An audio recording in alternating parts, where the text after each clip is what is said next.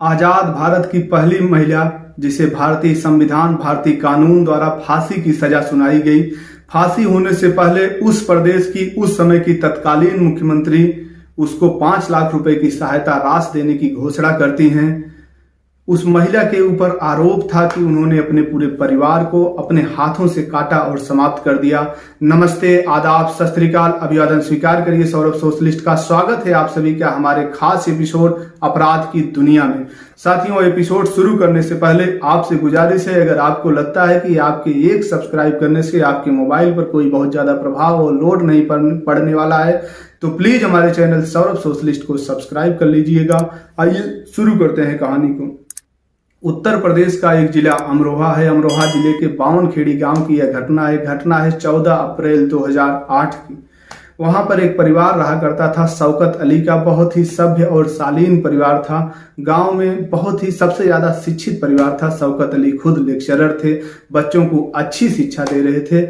बच्चों को साथ साथ वो अपने परिवार को भी अच्छी शिक्षा दे रहे थे। उनके 2 बेटे थे। एक बेटा उनका MBA किया हुआ था और दूसरा बेटा उनका इंजीनियर था। उनकी एक बेटी थी जिसका नाम शबनम बताया जाता है। शबनम खुद MA थी। इंग्लिश और भूगोल से वह MA की हुई थी।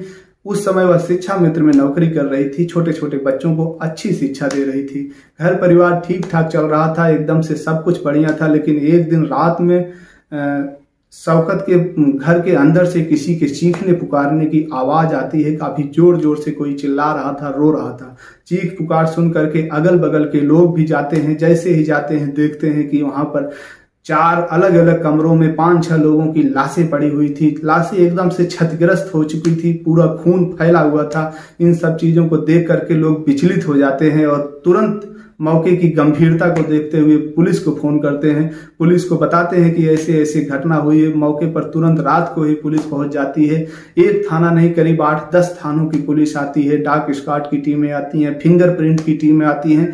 पूरे गांव को एक तरफ से घेर लिया जाता है और डाक स्क्वाड की टीमें पूरे गांव को छान मारती हैं, लेकिन कहीं से कोई सुराग पता नहीं चलता। सिर्फ परिवार का एक सदस्य जो उनकी बेटी थी वह बची हुई थी, जिसका नाम शबनम है। शबनम दहाड़े मार मार करके चीख चीख करके रो रही थी। कोई उसका सहारा बचा हुआ नहीं था। घटना इतनी बड़ी थी दोस्तों कि उस समय इस घटना सिर्फ अमरोहा जिला में ही नहीं, प्रदेश के कोने कोने से होते हुए देश के कोने कोने तक यह घटना पहुंच चुकी थी। एक ही दिन एक ही परिवार के 7 लोगों की हत्या होने से उत्तर प्रदेश में उस समय की तत्कालीन मुख्यमंत्री मायावती के कानून व्यवस्था पर भी जबरदस्त सवालिया निशान लगा था। मायावती जी अगले ही दिन हेलीकॉप्टर से उनके गांव पहुंचती हैं और जो बची थी शबनम, उसको 5 लाख रुपए की सहायता राशि की घोषणा करती हैं। हालांकि सहायता राशि का चेक उसको मिलता नहीं है, क्योंकि जो इस केस की जांच कर रहे थे RP गुप्ता इंस्पेक्टर थे। वह उनके प्रमुख सचिव मुख्यमंत्री के कहते हैं कि अभी आप चेक को न दीजिए, अभी जांच कंप्लीट हो जाने दीजिए, उसके बाद आप चेक दीजिएगा। ऐसे तैसे मामला चल ही रहा था। 2-3 दिन बाद इस जो लाश गई थी उसके पोस्टमार्टम की और फॉरेंसिक लैब से उसकी रिपोर्ट आ जाती है। रिपोर्ट जो आती है वह चौंकाने वाली होती है। उसमें इन लोगों की काट के हत्या तो हुई थी, लेकिन जिस समय शरीर को काटा जा रहा था इनके शरीर से कोई भी क्रिया प्रतिक्रिया नहीं हो रही थी, एकदम कोई विरोध नहीं हो रहा था। शरीर एकदम शिथिल और शांत थी, यहाँ तक कि इनके शरीर में जहर भी दिया हुआ था। तब उस समय RP गुप्ता जो इंस्पेक्टर थे उनका शक और गहरा होता है और पूछताछ के लिए शबनम को बुलाना चाहते हैं, लेकिन यह इतना रो रही थी कि उसको पूछने की उसको ऐसी कोई कंडीशन बन नहीं रही थी। गांव में और पूछा जाता है तो गांव वाले कुछ लोग बताते हैं कि शबनम की दोस्ती गांव के ही एक सलीम नाम के युवक से है, जो अक्सर इससे मिला करती है, बातचीत किया करती है। सलीम को गिरफ्तार किया जाता है, लेकिन शुरुआती ही पूछताछ में उसको छोड़ दिया जाता है। एक दिन बाद मामला और गहरा होता है। पूरे देश में आंदोलन पर लोग आ जाते हैं, कहते हैं कि इतनी बड़ी घटना हुई है और इसका अभी तक कोई खुलासा नहीं हो पाया। 3-4 दिन बीत जाता है। उसके बाद पुलिस शबनम के कॉल डिटेल्स को निकालती है। तो जिस रात यह घटना घटित थी उस रात घटना के 10 मिनट पहले और घटना के बाद 55 बार वह एक ही व्यक्ति को कॉल की थी, जो उसी के गांव का था, जो उसका बॉयफ्रेंड होता है सलीम। उसको 55 बार कॉल की थी। पुलिस शक के दायरे पर सलीम को गिरफ्तार करती है और सलीम से जब कड़ाई से पूछताछ करती है, उसको 3rd डिग्री जैसे ही देने वाले थे वैसे ही सलीम टूट जाता है और सारी घटना को बताने लगता है। कहता है कि हम दोनों आपस में प्यार करते थे और यह इनके परिवार को नागौर गुजरता था। इसके माता पिता और इसके भाई नहीं चाहते थे कि हम दोनों की शादी हो, क्योंकि मैं ज़्यादा पढ़ा लिखा हूँ नहीं और वह परिवार बहुत ही पढ़ा लिखा था। इसी बात को लेकर के हम दोनों नाराज थे और हमेशा हमेशा के लिए परिवार को ही समाप्त करने की सलीम योजना बनाता है।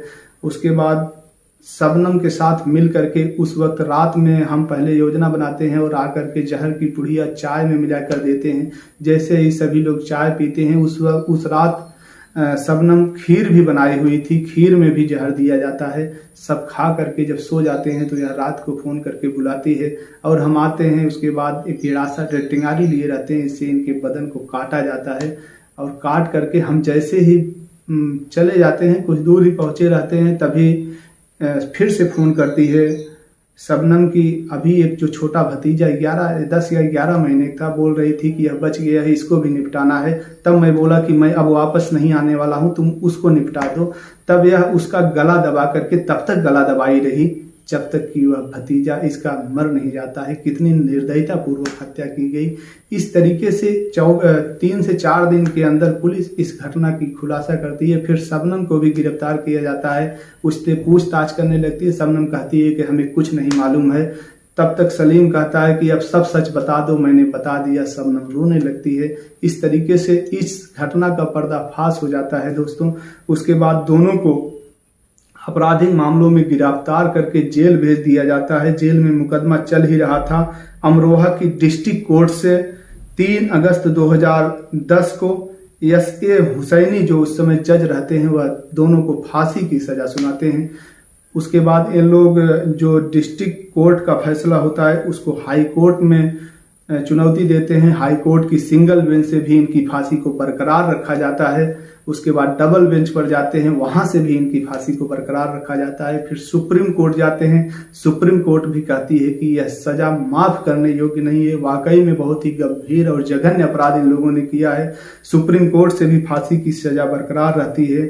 तब इनके वकील और इनके माध्यम से राष्ट्रपति को खत लिखते हैं। उस समय के राष्ट्रपति प्रणब मुखर्जी जी रहते हैं। प्रणब मुखर्जी भी दया याचिका को खारिज कर देते हैं। हालांकि जब फांसी की तैयारी चल ही रही थी तो उस समय यूपी के राज्यपाल जो उसके बाद में यूपी के राज्यपाल आनंदीबेन पटेल रहती हैं। आनंदीबेन पटेल कहते हैं कि भारत में कभी किसी महिला की फांसी नहीं हुई है, इससे देश की बदनामी होगी, इसकी फांसी की सजा को उम्र कैद में तब्दील कर दिया जाए, एक खत लिखती हैं। हालांकि अभी इस पर विचार चल रहा है, अभी तक फांसी हुई नहीं है। इस समय ये दोनों जेल में हैं, लेकिन यह घटना वाकई में बहुत ही परेशान करने वाली है, बहुत ही विचलित करने वाली है। इसका अगला पार्ट भी आप लोगों को सुनाऊंगा, क्योंकि जिस समय यह घटना घटित हुई थी उस समय शबनम प्रेग्नेंट थी। 2 महीने का उसके पेट में बच्चा था। बाद में वह बच्चे को भी जन्म देती है। 6 साल बच्चा उसके साथ रहा। बाद में कौन सज्जन व्यक्ति जिस बच्चे को कोई लेने के लिए तैयार नहीं था, कौन गोद लिया था, इसको अगले कहानी में अगर आप लोग कमेंट करते हैं तो जरूर बताएंगे। साथियों, इस कहानी को सुनाने का उद्देश्य किसी को परेशान करना नहीं, किसी के भावनाओं को ठेस पहुंचाना नहीं, बस आपको सचेत करना है, आपको जागरूक करना है।